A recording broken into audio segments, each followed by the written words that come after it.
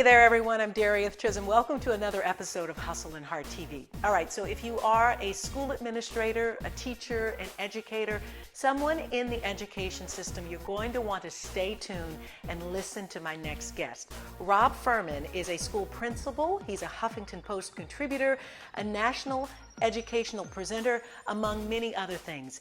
But he's also very interesting when it comes to how education and leadership tie together. In fact, he's got this creed, so let me read it to you. It says, "Back to the future is not mission impossible for the young and the restless." He's going to break that down for us in a few minutes. But really, he has this unique vision around education. And he says that if you've been looking towards the future and making decisions for a better future with you and your staff, then you can never get off pace. And our educational system can definitely change for the millions of children across this country. He also points out that complacency can really destroy any program or school administration, but there are ways around that. So, Rob's going to talk with us a little bit about situational leadership, participatory leadership, and then virtual leadership in this next episode of Hustle&Heart TV. You're watching Hustle&Heart TV, a video podcast show that spotlights expert advice from top money earners, successful entrepreneurs, superstar network marketers, and leading authorities in business and marketing. I'm Darieth Chisolm. I'm inviting you into my home, and I'm bridging my own personal success as an entrepreneur, MLMer, news anchor, and now video podcast show host to help you leverage more tools and resources, make more money, and generate more ways to take action, become a rock star, and love your journey.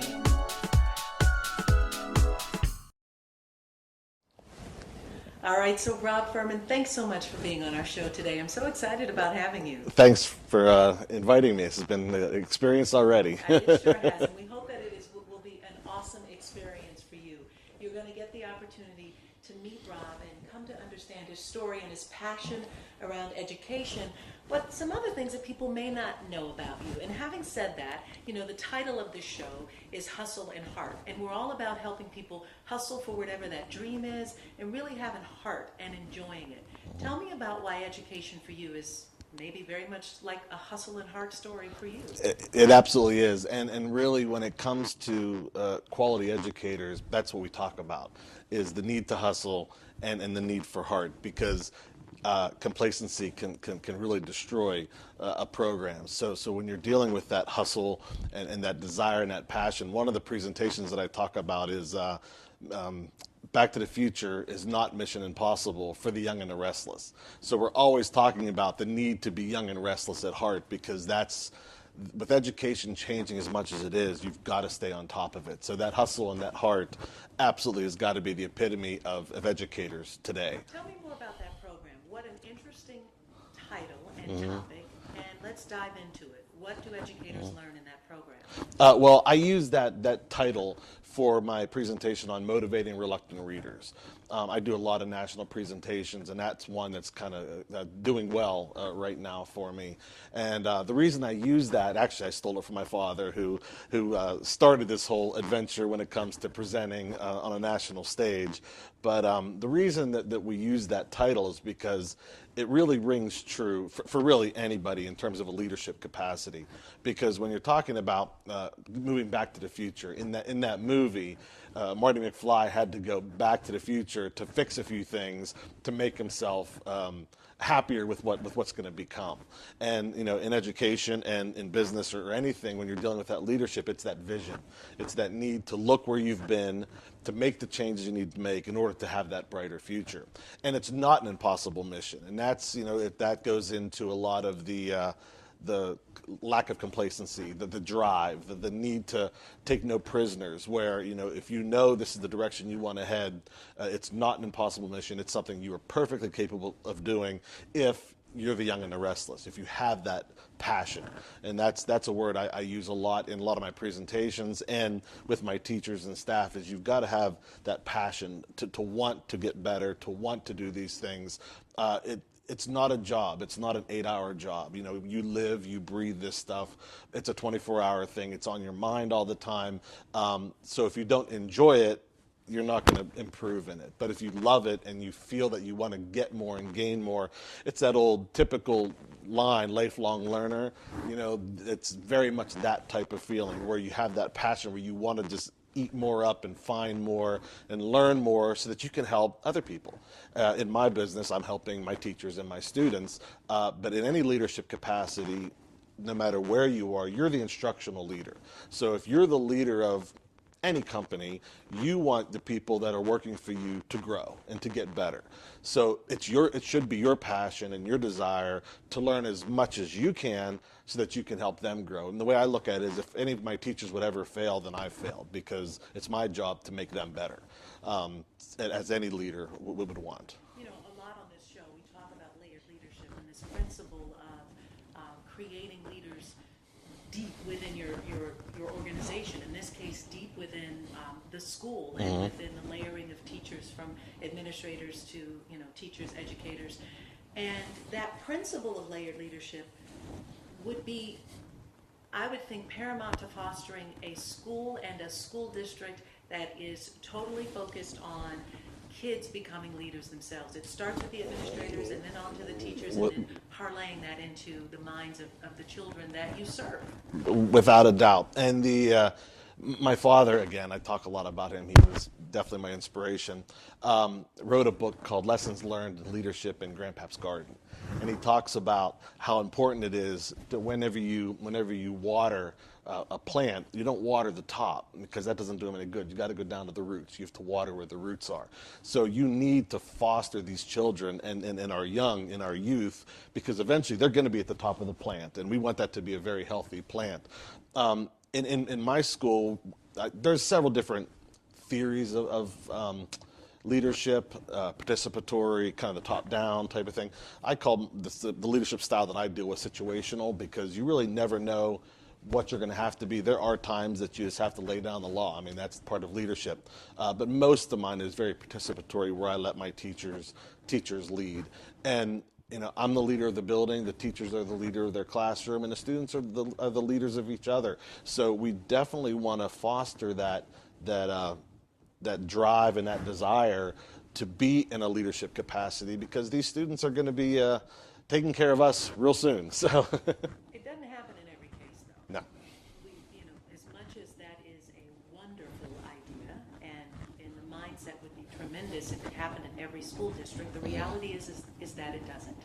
And why is that? Unfortunately, I think a lot of education today is dealing with outside politics, budgets, concerns like that.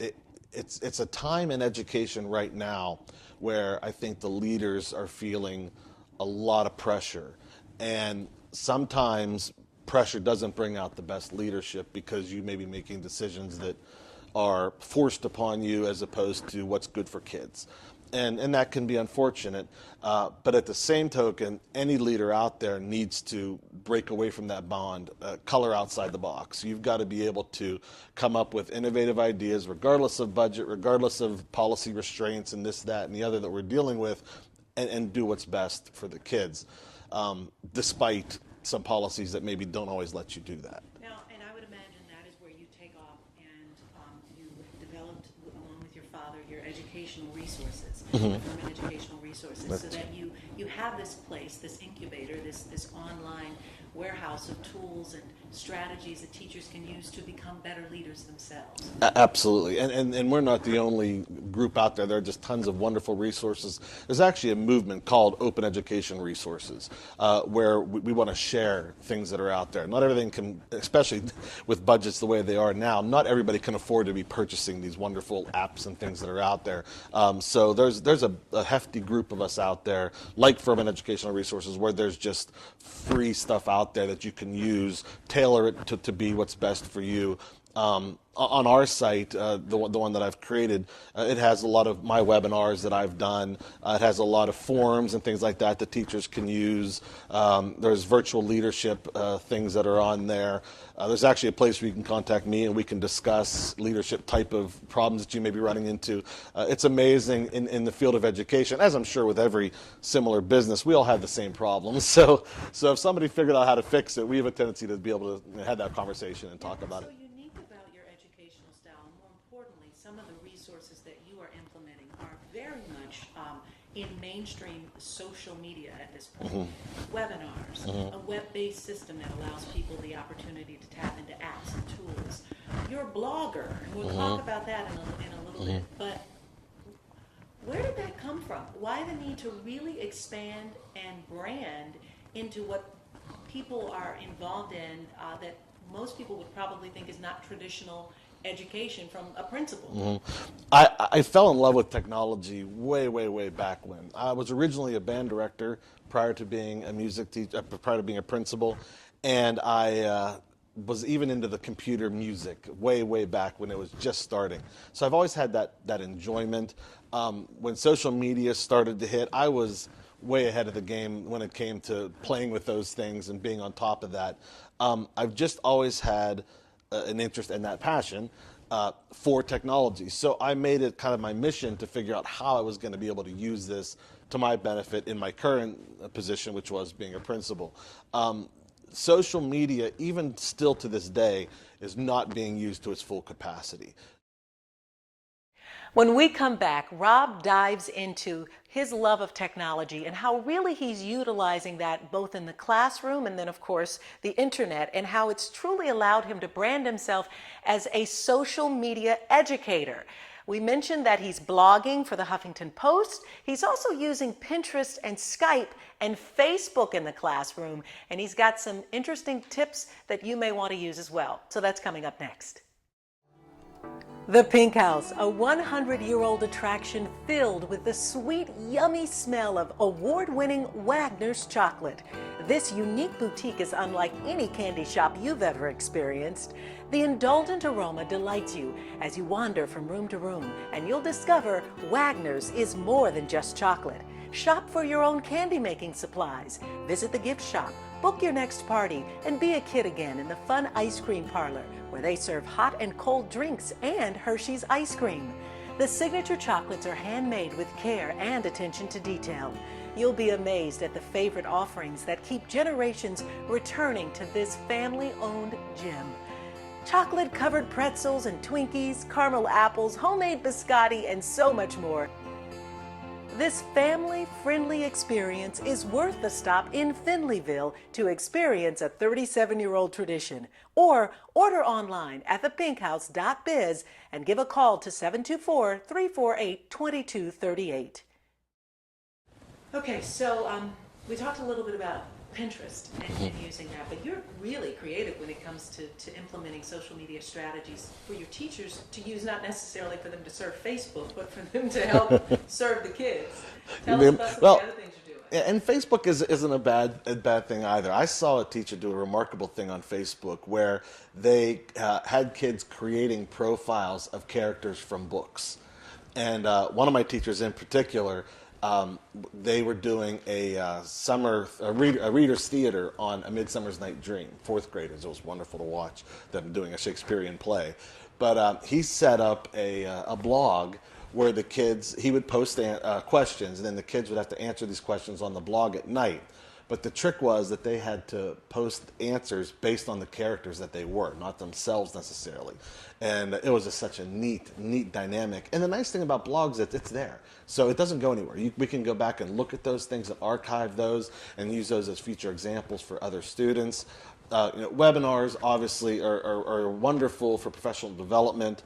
I had an opportunity to, one of the things I like to talk a lot about is motivating readers. I think that's a real big push that we need to look at. With that in mind, I had made a challenge to teachers out in Rhode Island when I was presenting out there that Skype is an excellent opportunity to have people come in that you would never be able to afford to bring them in. It's all about money, unfortunately, with budgets, but technology has really broken that down for us. So one teacher called me and said, we just read, I think it was the first Hunger Games. It was an older group. And we would like you to come in via Skype and have a book talk conversation with us. And it was an inner city group, and it was amazing. And those type of things are what I want teachers to be able to look at. We had a teacher come in from Alaska virtually and talk with our kids about the books that they've read. And not only does it, reading specific, it's nice that they can have opportunities with the authors, but those are opportunities that our kids would never have because of the distance. It's expanding the classroom. It's a global classroom. We really are, absolutely. ePals is a wonderful organization.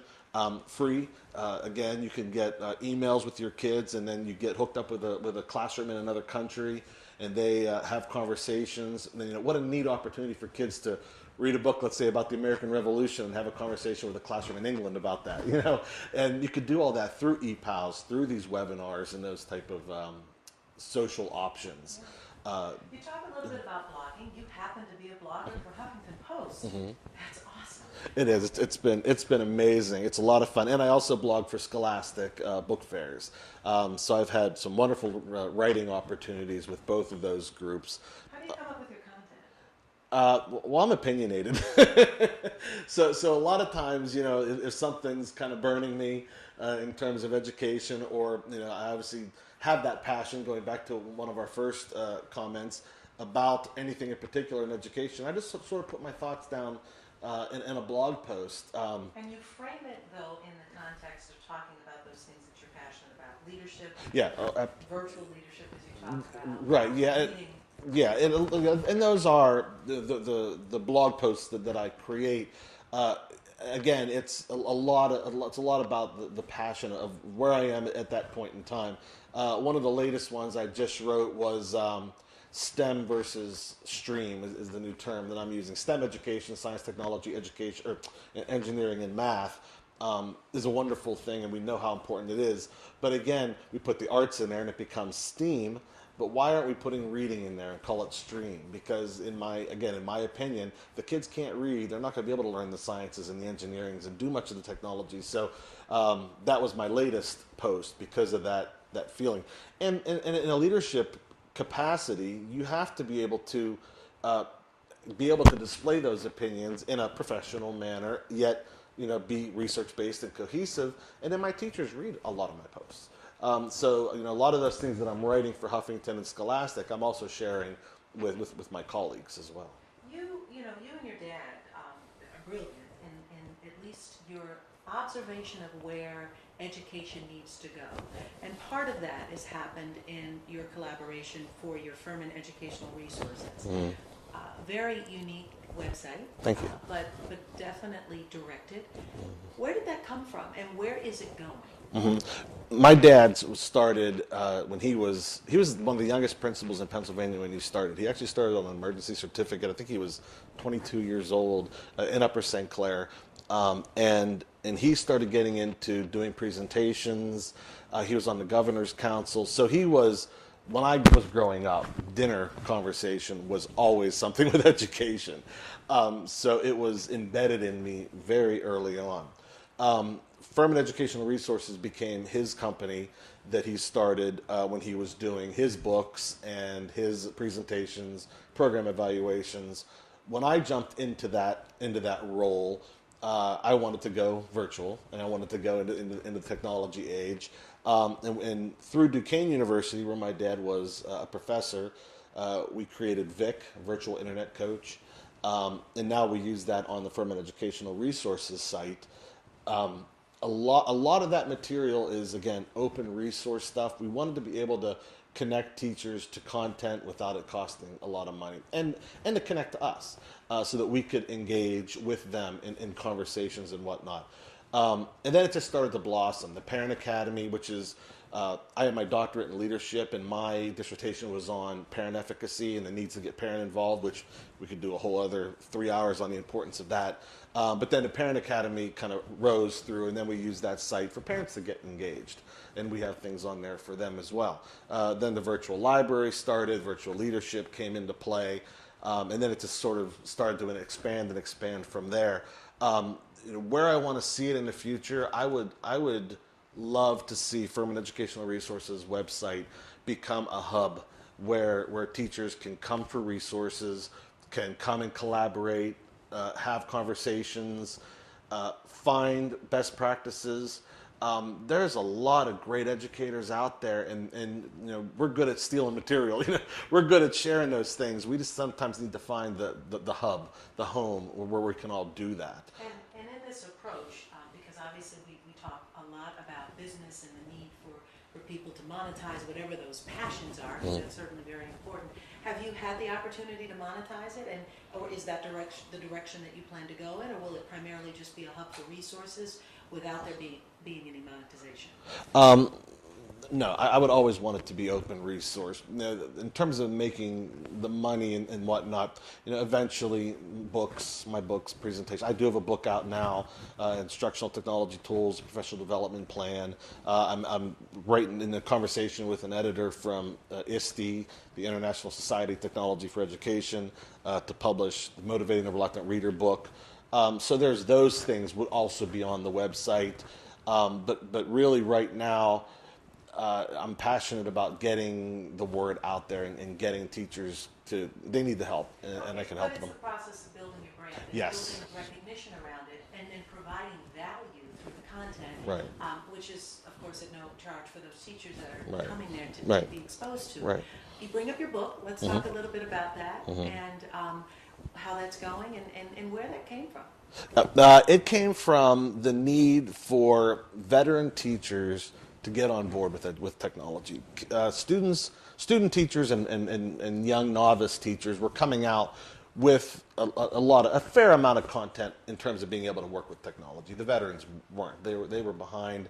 They were nervous about it. So to the book that I wrote, Instructional Technology Tools, a Professional Development Plan, gives a nice layout, workbook style, where veteran teachers can drop down the tutorials out of the book, go piece by piece, so they can very easily get through some of the top 25, 30 apps that are out there that are beneficial to the teachers. And then for the principal, it's a year-long plan.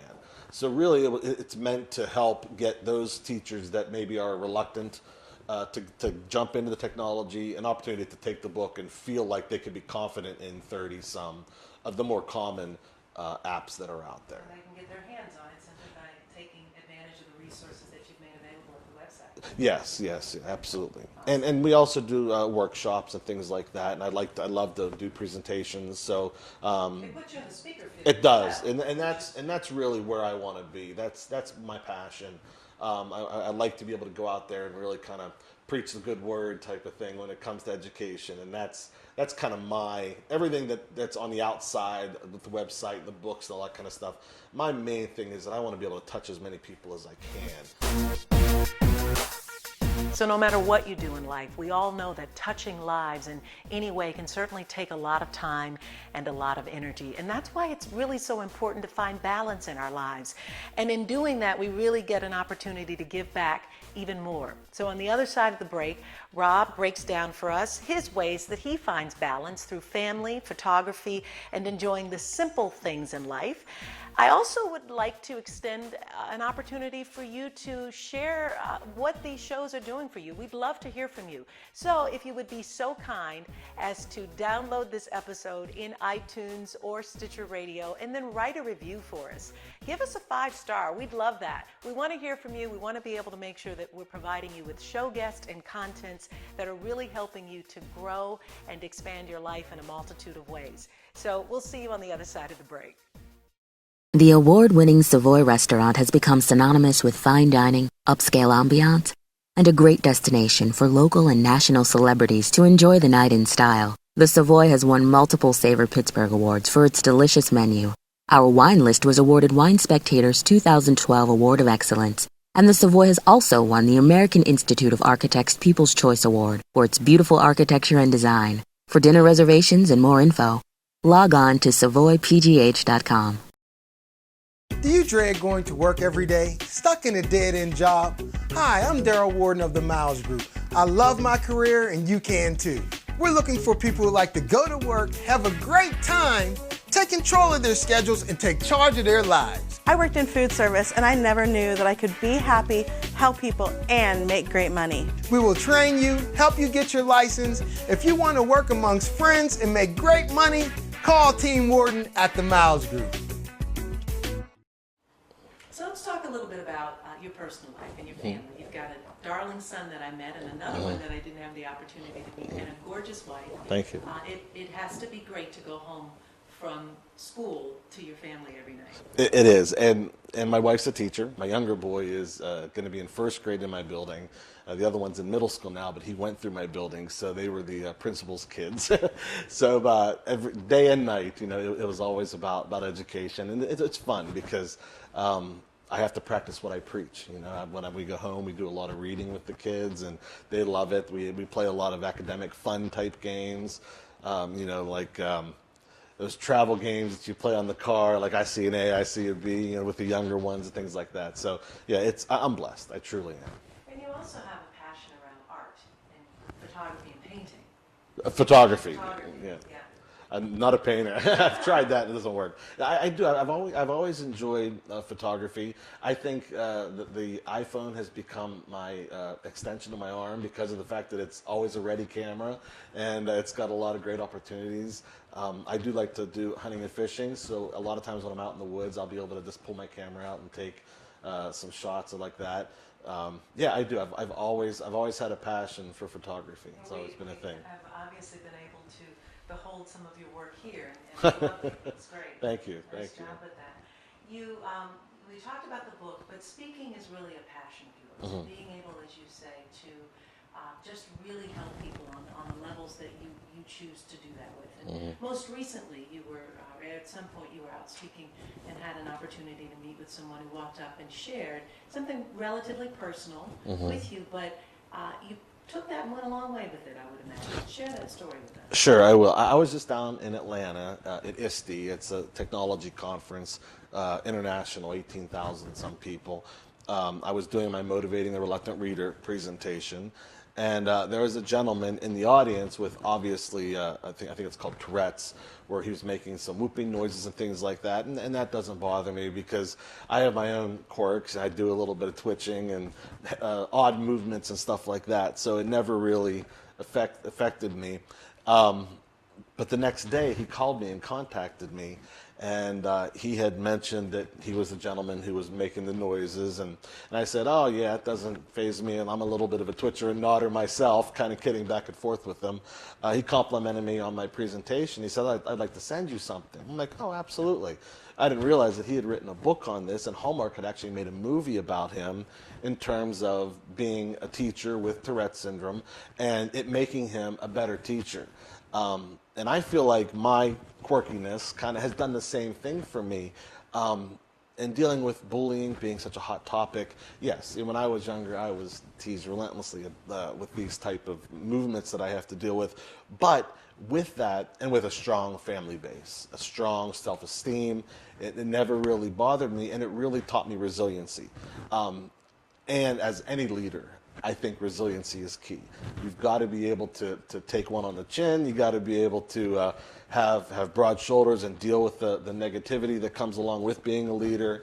They always say the higher you get up on the top, the more people are shooting at you, that type of thing. So the resiliency of having these, maybe some could call it negative features that I have to deal with, to me has actually made me a stronger leader because I can deal with pretty much just about anything that somebody throws at me, and I feel confident and resilient to those things, and that I think that makes a good leader for anybody. It's facing a fear and facing a challenge, and usually those ones that rest deeply inside of us are the ones that end up knocking us down or keeping us back. I mean, oftentimes as we grow older, we do get thicker skin, and we're less likely to be impacted by what someone else says or thinks. But it's what we say to ourselves and what we think of ourselves that often holds us back. And you decided that you were not going to let that get in your way. Right. And that, in fact, it would make you stronger and more capable. Right. When you're talking with children, when you're talking with teachers, and when you're really sharing and standing in that leadership role, how do you get them to focus on their strengths in spite of their fears and challenges and really be resilient? Well, I can't tell you how many times I've had conversations about my blinking, and then I do some other, like I said, quirks. Especially when kids start talking about them being bullied, even though that word's used a little bit too much, but teased. And I look at them and I'll say, do you think how many times I've been teased by this? You have to know that you are an excellent child, that you're an amazing child, or teacher. They deal with the same type of things.